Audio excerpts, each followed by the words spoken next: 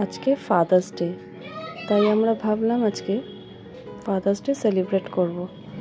সেই উপলক্ষে আরুষি তার বাবাইকে নিয়ে চলে গেল কেক কিনতে। এখানে এসে ওর একটা ম্যাঙ্গো কেক খুব পছন্দ হয়েছিল, সেইটা নিয়ে ও খেতে শুরু করে দিয়েছে। এই দেখো, প্রথমে ওপরে চকলেটটাই তুলে খেয়ে নিল, খেতে খেতে নাকে লাগিয়ে দিয়েছে। এই দেখো, ওর বাবাই আবার নাকটাকে মুছিয়ে দিয়ে একটুখানি কেক নিয়ে খাইয়ে দিচ্ছে। কিন্তু মেয়ে একাই খেতে ভালোবাসে, ও দেখো আবার নিজে নিজে নিয়ে খাবে। তারপরে আমরা একটা কেক কিনে নিয়ে চলে এলাম দিদির বাড়িতে সেলিব্রেট করতে। এই যে নাচানাচি করছে দুজনে, দেখতে দেখতে কেক এসে গেল। এই যে আরুষি তার বাবার জন্য ফাদার্স ডেতে কিনেছে এই কেকটা, দারুণ দেখতে ছিল কেকটা। ও নিজের হাতে এটা ওর বাবাইকে গিফট করলো। কেমন হয়েছে বলো তোমরা? এবার হবে কেক কাটিং। এই যে কেকটা বসানো হলো, এবার বাবাই আর আরুষি দুজনে মিলে আজকে কেকটা কাটবে। কিন্তু কেক কাটার আগে ও নিজেই একটা লাফ তুলে খেয়ে নিয়েছে, দেখো ফাঁকা করে দিয়েছে এই জায়গাটা। তো যাই হোক, দুজনে মিলে এখন কেক কাটবে। ছুরি এসে গেছে, আমি ভাবলাম আমি বা বাদ যাই কেন, যাই গিয়ে বসে পড়ি এদের সাথে, একসাথে সবাই মিলে কেক কাটবো আমরা। তারপর আস্তে আস্তে সবাই মিলে একসাথে আমরা কেক কাটলাম আর বললাম হ্যাপি ফাদার্স ডে। যাই হোক, খুব মজা করলাম, কেক কেটেই আরুষি খাচ্ছে।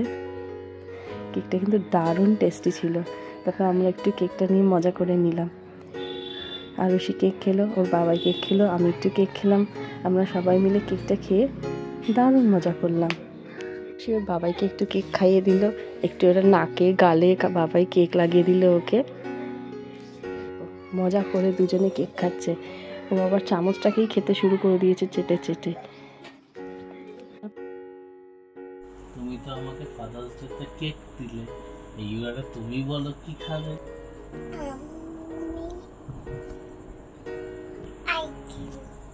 কি খাবে? আইসক্রিম খাবে?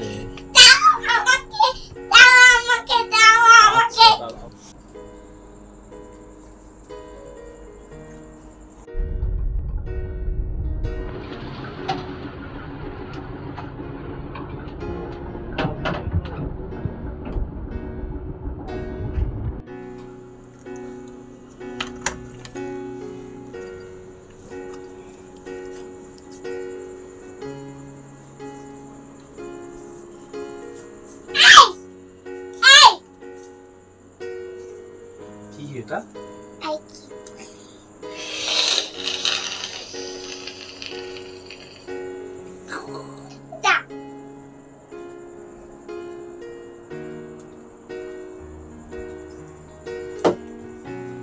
এটা কি খাচ্ছ?